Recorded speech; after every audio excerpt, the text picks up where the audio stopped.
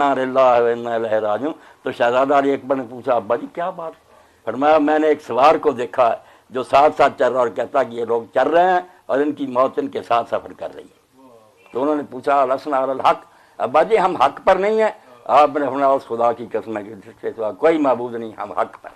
تو بیٹے نے فرمایا ابا جی فی الحال موت تو اعلیٰ من العسل، شاید اتنا میٹھا نہیں جتنی موت پیاری ہے۔ آپ نے فرمایا، تو امام علیہ السلام نے فرمایا مجھے تیرے جیسے بیٹے کی توقع، میرے بیٹے کو ایسا ہی ہونا چاہیے، موت سے کیا گھبرانا، اپنے وقت پر آنی، مگر دین کے لیے جان دے، آپ سوچ سمجھ کر دے۔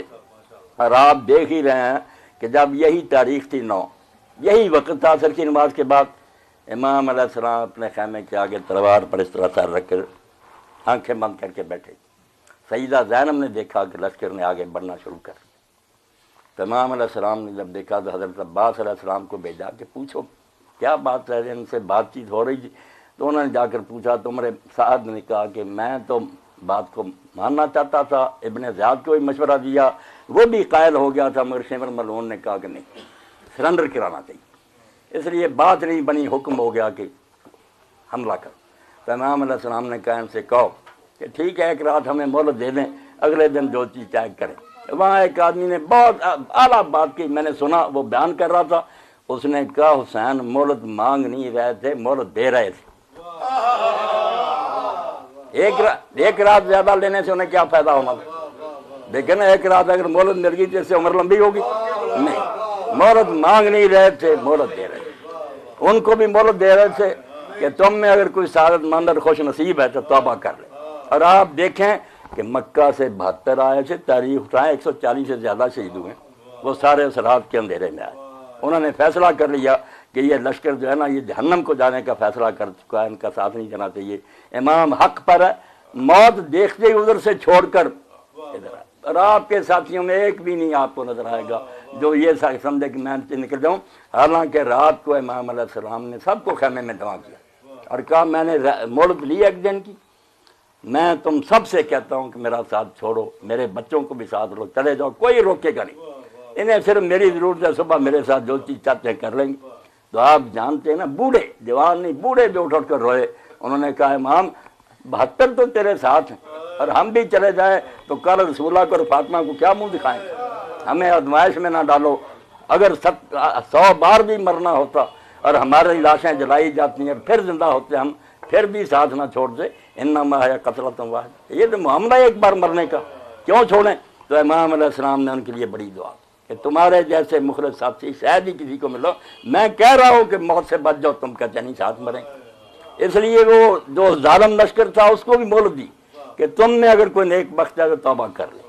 آ گئے ادھر سے لوگ، اور تو این درمیان جنگ کے آیا نا، صفیں بند گئی، وہی آپ کو گھیر کر لایا، مگر شریف النفس تھا، نماز آپ کے پیچھے اپنے لشکر سمیت پڑھتا رہا، کوئی سختی نہیں کی۔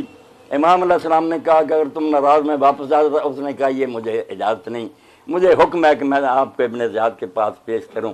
تو امام علیہ السلام نے فرمایا ابن زیاد کے پاس جانا تو اپنے آپ کو موت کے حوالے کرنا۔ مسلم نے امان لی تھی، کیا بنا اس قسم کا؟ قسم دے کر لائے تھے تم، وہ قرآن کی قسم کا کوئی اعتبار نہ کیا، اس کی لاش بازاروں میں گھسیٹ لی۔ اسی طرح تم ذلیل موت مجھے مارنا چاہتے ہو، میں مروں گا مگر عزت کی موت مروں گا، دنیا میری موت کو بلا نہیں سکے گی، میں ایسی موت مروں گا۔ اس لیے یہ نہ کہو کہ تم ابن زیاد کے پیش ہو جب۔ تو اس نے کہا چلو میں سختی نہیں کروں گا، آپ بھی چلتے رہے، میں بھی ساتھ ساتھ چلتا رہوں جب تک نیا حکم نہیں آتا۔ کربلا میں 2 تاریخ کو حکم آ گیا۔ اب حیرت کی بات آپ سوچیں کہ 3 آبادیاں پاس ہیں، لوگ بس رہے ہیں، وہاں پانی ہے، رہائش ہے۔ امام نے کہا اور مجھے وہاں اترنے کی اجازت دے دو۔ تو اس نے کہا امام علیہ السلام مجھ پر جاسوس بھیجتا ہے یا نگران، اور ساتھ حکم آیا کہ ایسی جگہ اترنے پر مجبور کر دے جہاں نہ کوئی سایہ ہو اور نہ پانی ہو۔ اللہ کے رسول کے فرزند کو جگہ جو ان مسلمانوں نے دی، نہ پانی نہ کوئی سایہ۔ امام علیہ السلام نے پوچھا نام کیا زمین کا؟ کہنے لگا کربلا۔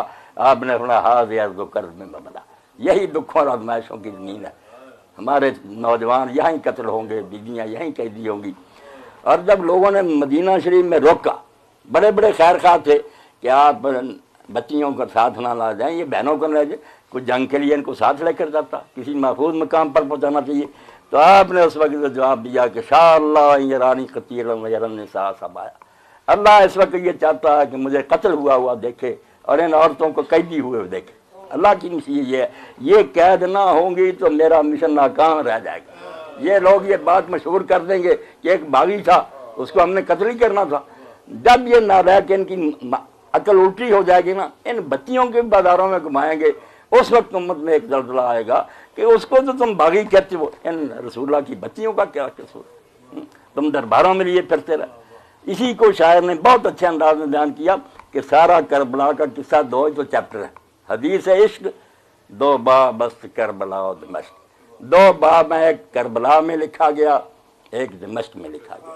کربلا میں حسین یکے حسین رقم کر دو دیگرے زینب، ایک حسین نے لکھا، دوسرا زینب نے۔ زینب نہ ہوتی اور اللہ اس کو وہ جرت نہ دیتا جو اس نے دکھائی۔ سب مورخ میں نے پڑھے، شیعہ اور سنی۔ ابن حجر عسقلانی لکھتے ہیں صحابہ میں کہ جب زینب ان درباروں میں بولی تو اس وقت یوں معلوم ہوتا تھا جیسے علی قبر سے نکلایا۔ اتنی دیر 18 افراد جو تھے جن کے بارے میں اہل حدیث عالم کا کہہ رہا ہوں، نواب سی فرماتے ہیں، اور 18 وہ بندے فاطمہ کی اولاد تھے جن کا کوئی ثانی اثر نہیں تھا۔ 18 تو وہی شہید ہوئے، حضرت زینب کے اپنے 18 شہید ہو گئے، مگر اس کام کا کوئی اثر وہاں ظاہر نہیں ہوا۔ پوری دلیری سے انہوں نے للکارا کہ تم اور بھی جو کرنا چاہتے ہو کر لو، ہماری محبت تم دلوں سے نکالنا چاہتے ہو زور لگا لو، یہ قیامت تک نہیں نکلے گی۔ جو صحیح معنی میں مومن ہوگا نا، وہ ہماری محبت سے کبھی اپنے سینہ کو خالی نہ پائے گا۔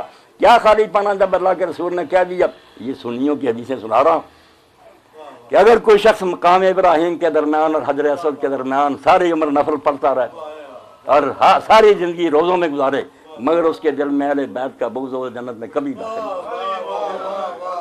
اہل بیت جو ہیں یہ اللہ کے چنے ہوئے ہیں، یہ نیکیاں کر کے انہوں نے کوئی درجہ نہیں لیا، وہ اللہ کے برگزیدہ ہے، اللہ نے مشیت نے انہیں چن لیا تھا۔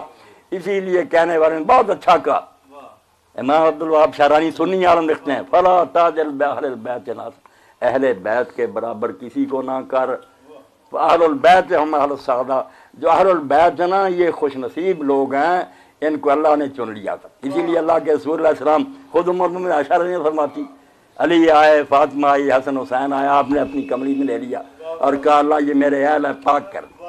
اب کئی لوگ کہتے ہیں کہ شیعہ کہتے ہیں 5 تن پاک، اس کا مطلب باقی نہ پاک ہے۔ میں یہ کہتا ہوں یار 11-12 اور بھی ہیں جن کو پاک مانتے ہیں، اس میں کوئی کلمہ حسر کا نہیں ہے کہ یہ صرف پاک ہے، نہیں۔ ہم کہتے ہیں کسی موقع پر رسول پاک، تو اس کا مطلب کون یہ لیتا ہے صرف رسول پاک ہے باقی نہ پاک؟ یہ تمہاری شرارت ہے، یہ پاک ہیں آپ کی دعا سے۔ اور اگر اور بھی کوئی پاک نے کیا، ائمہ اہل بیت میں سے شیعہ لوگ مانتے ہیں کہ وہ بھی معصوم ہے، تو پاک کسی کو اللہ نے کیا، مگر یہ برگزیدہ یہ ایسے ہیں کہ جب نجران کے عیسائیوں سے موالے کی نوبت آئی، اتنا بڑا معتزلی عالم دارالمخشری تفسیر میں لکھتا ہے کہ یار اس سے بڑی شان آل ابا کی کیا ہوگی کہ رسول اللہ صلی اللہ علیہ وسلم نے اس وقت علی کو لیا، فاطمہ کو لیا، حسن حسین کو لیا، عیسائیوں سے مقابلہ تھا، اور دعا کرنی تھی کہ جو فریق ہے اس پر اللہ کا عذاب آ جائے، کسی کو ساتھ نہیں دیا۔ اس لیے اہل البیت کی محبت سے سینہ خالی ہے، کیا لینا، کچھ نہیں۔ اللہ کے رسول نے یہ شہزادے جو ہیں ان کے بارے میں سنیوں کے دفتر بڑے، یہ ریکارڈ ہو رہی، جہاں چلے جائے گی انٹرنیٹ پر پڑھ کے بھیجے تھے۔ آپ نے فرمایا حب اللہ من حب حسن و حسین، اللہ اس سے محبت کرتا ہے جو حسن اور حسین سے محبت کرتا ہے۔ اور رسول اللہ کریم صلی اللہ علیہ وسلم نے فرمایا من حب حسن و حسین قد حبنی، جو حسن حسین سے محبت کرے وہ مجھ سے محبت کرے گا۔ ومن ابغضہما قد ابغضنی، جس کی بات میں تمہیں بو آئے نا کہ یہ ان دونوں سے بغض رکھتا ہے، وہ مجھ سے بغض رکھتا ہے، اصل میں وہ میرے ساتھ دشمنی رکھتا ہے۔ بچوں کا تو بہانہ بناتا، میرے ساتھ محبت ہوتی، میرے دل کے ٹکڑوں کے ساتھ کیوں بغض کرتا؟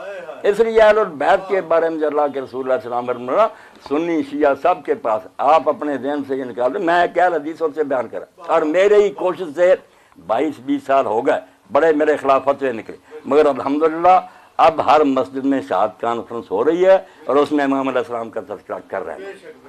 میں نے رخ موڑ دیا کہ تم نے یہ ناسبیت یار پھیلا دی، دشمنی اہل بیت کی، یہ مردانیوں کی اہل سنت کی بات کرو۔ اہل سنت میں کوئی عالم آج تک ہوا جس نے امام علیہ السلام، اب ان کا ایک شوشہ یہ کہتے ہیں سید الشہداء، تو ہماری حدیثوں میں آتا ہے سید الشہداء حمزہ تو بن عبداللہ ہے سید الشہداء۔ میں کہتا ہوں ٹھیک ہے، مگر اس کے ساتھ جو ٹکڑا ساتھ ہی ہے وَرَجُلٌ قَامَ فِي وَجْهِ إِمَامٍ جَائِرٍ، ایک وہ سید الشہداء ہوگا جو ایک ظالم حاکم کے ساتھ